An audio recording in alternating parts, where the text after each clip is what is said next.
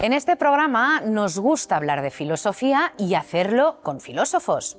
Hoy hemos invitado a Alejandro Moreno Lax, un doctor en filosofía por la Universidad de Murcia y miembro de la Escuela de Filosofía Sapiencial. Bienvenido, Alejandro. Bienvenido, muchas gracias, Montse. Bueno, evidentemente hay que empezar por qué es la filosofía sapiencial. Pues la filosofía sapiencial es un intento de rescatar un tipo de enseñanza que es transformadora y que es cercana a todo el público, que no es una enseñanza, digamos, abstracta, basada en teorías que disputan unas con otras, sino que se trata de recuperar la sabiduría que nos compete a todos recuperar. Todos tenemos una dimensión que es más profunda que la que solemos tener, digamos, una identidad más profunda, y la filosofía sapiencial lo que hace es recuperar esa dimensión profunda que atañe a las grandes preguntas, ¿no? Bueno, ¿quién soy yo? Sería, digamos, la pregunta más importante, y ella pues nos conduce a ese lugar más profundo que bueno, nos transforma, básicamente nos transforma. ¿Qué puede aportar la filosofía al complejo arte de vivir? Pues ese era el origen de la filosofía. De hecho, la expresión arte de vivir es una expresión griega que usa Epicteto y no sé si otros autores, y ellos hablaban de eso, de que la filosofía es un arte de vivir. Decía Epicteto, decía, la filosofía es una preparación para lo que pueda suceder. Entonces, lo que te enseña este tipo de filosofía, que digo que es experiencial, es a estar preparado. ¿A qué? A todo. A la muerte, a los imprevistos, a las crisis, a la incertidumbre. Digamos que hace de la incertidumbre no algo a evitar, sino bueno, algo que está ahí constantemente. No sabemos lo que va a pasar mañana, el mes que viene, el año que viene, y hacer de eso un modo de vida, la incertidumbre como un modo de vida. Hablas de la muerte, dices que hay que aprender a morir antes de morir. Explícanos eso. Bueno, hay un capítulo que está dedicado a una enseñanza sufí que a mí me marcó mucho cuando la leí, que decía morir antes de morir. Y a mí me impactó porque pensaba, wow, bastantes problemas tenemos con la muerte física como para encima tener que morir antes. ¿Qué es eso, no?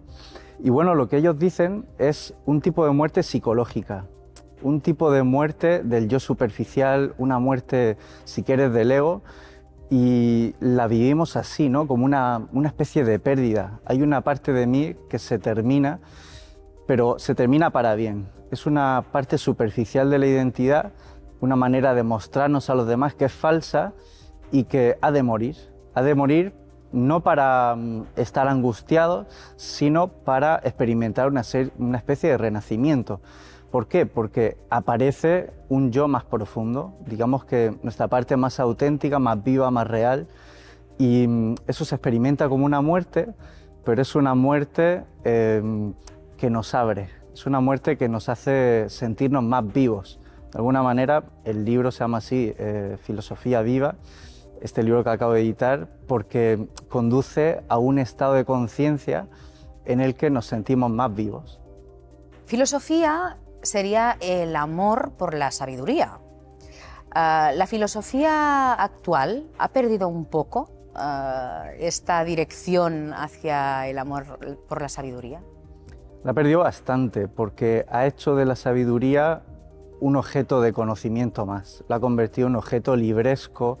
Hoy en día confundimos sabiduría con erudición, con academicismo, y en la universidad pues la tendencia es a olvidar ese origen, ¿no? Filosofía es un amor a la sabiduría, es una búsqueda incesante de algo que todos anhelamos, que es ser más sabios, es madurar. Y es verdad que el enfoque que todavía predomina es ese, ¿no? Un enfoque excesivamente académico, excesivamente libresco, en el que se va perdiendo el sentido originario. Y es también el enfoque que se enseña en los institutos de enseñanza secundaria. El alumno se atiborra de teorías, ¿no? El idealismo, el materialismo, teorías que disputan unas con otras, pero ¿qué tienen que aportarle al alumno? ¿Lo hacen más maduro, lo hacen más sabio, le ayudan a profundizar? Y creo que los profesores de filosofía han de hacer un ejercicio de transformación de sí, ¿no? De cómo enfocan su propia manera de entender la filosofía. El libro, como bien decías, se llama Filosofía Viva, pero ¿cómo se vive de forma filosófica? Bueno, digo en el libro que es una práctica. Filosofía Viva es el subtítulo es una iniciación a una vida filosófica. Es una invitación al lector a cuestionar su modo de vivir y a vivir de otra manera. ¿Por qué? Porque los filósofos antiguos, sobre todo los griegos y latinos, yo creo que eran reconocidos por cómo vivían. Tenían un aspecto ejemplar porque tenían el coraje de ser de otra manera. Cuestionaban lo que ellos entendían por normalidad. Siempre hay una normalidad en cada época y ellos sabían cuestionar esa normalidad y los hacía diferentes y admirables también, porque no les importaba ser señalados, ser mal vistos, no les importaba cuestionar. Pero no solo cuestionar, sino ellos descubrieron algo que es muy bonito, una palabra que todavía está en nuestro lenguaje, ellos llamaban el ser. ¿Qué es eso? Una palabra que parece que está vacía, ¿no? El ser. Bueno, es una dimensión profunda que yo en este libro digo que es la presencia y que es un lugar en el que realmente nos sentimos vivos. Es un lugar que nos da una cierta espontaneidad, nos da una capacidad de, bueno, aceptar lo inaceptable, de asumir la incertidumbre también. Y bueno, ellos enseñaban eso y se trata pues de recuperar esa dimensión, ¿no? Romper un poco la inercia al automatismo. Tendemos a ser repetitivos, tendemos a estar medio dormidos, aunque aparentemente estemos despiertos, ¿no? Entonces, bueno, una filosofía viva es romper con esa tendencia a vivir dormido, ¿no? Incertidumbre, precisamente es lo que nos da el futuro. Sabemos que hay que vivir el presente, pero ¿cómo se consigue vivir el presente sin estar siempre arraigado a un pasado que además normalmente cada uno se crea su pasado y sus recuerdos?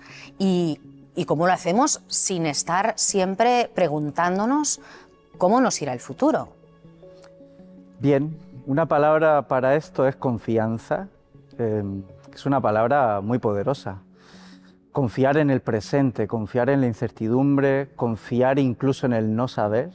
Fijaros que tendemos a tenerlo todo estructurado, programado, anticipado, queremos saber lo que vamos a hacer dentro de 10 años. Bueno, pues tal vez tenemos que aprender a desaprender todo eso. De alguna manera es también pues, lo que hemos aprendido en el sistema educativo, ¿no? A tenerlo todo programado.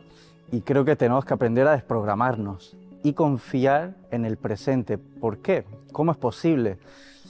Pues la única manera que yo encuentro de confiar en el presente es aceptar que la vida tiene inteligencia, que las circunstancias que nos van viniendo, si sabemos leerlas como circunstancias que nos hablan, como circunstancias pertinentes, aunque en un principio parezcan muy adversas, eso nos va a dar la apertura de dejarnos llevar, ¿no? Hay una enseñanza del taoísmo que dice seguir el Tao, sigue el río, sigue su curso.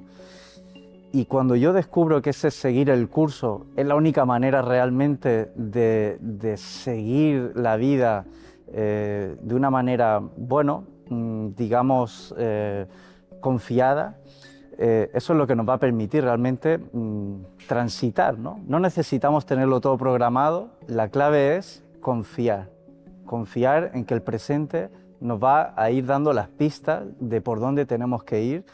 Y bueno, también en el libro hablo de un concepto que es inteligencia intuitiva. Creo que es algo que hemos perdido mucho. Tendemos mucho al análisis, a tenerlo todo excesivamente, bueno, intelectualizado.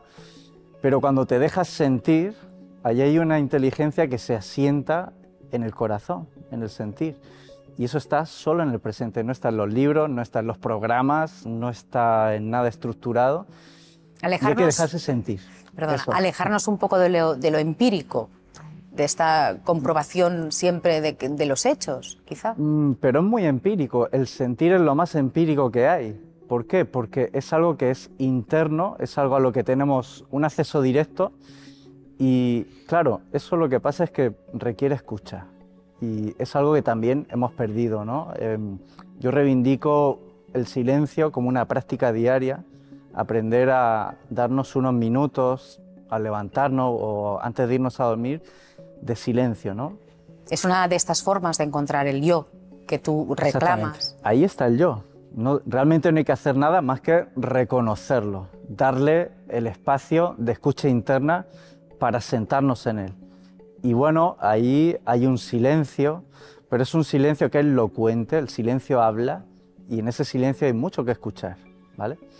Pues bueno, ahí hay todo una práctica de recuperar. Fíjate, los griegos hablan del daimon, ¿no? El daimon es una voz interior que normalmente ignoramos y bueno, tenemos que volver a recuperar. Hay algo que sorprenderá a nuestros espectadores cuando dices que todos tenemos un filósofo en ciernes. Sí, todos tenemos una filosofía de vida, todos tenemos principios que guían nuestra vida, valores, todos tenemos ideas rectoras. Aquí la clave está en hacer eso consciente, poner todas esas ideas y valores sobre la mesa, revisarlas, porque muchas veces son principios, valores que hemos asimilado de otras personas y no son realmente nuestros. Entonces, bueno, es el trabajo que hacemos en la consulta filosófica, ¿no? Bueno, revisar cuáles son las creencias, separar cuáles son las tuyas de las que no, y hacer un trabajo de cuestionamiento para transformar nuestra filosofía de vida. Y en ese sentido, pues la filosofía es algo que atañe a todos, no solo de especialistas, sino que es, digamos, una dimensión esencial del ser humano. Alejandro Moreno Lax, nos quedamos con este trabajo pendiente de desaprender para volver a aprender. Bien. Muchísimas gracias por haber aceptado nuestra invitación. Gracias a ti, Monse.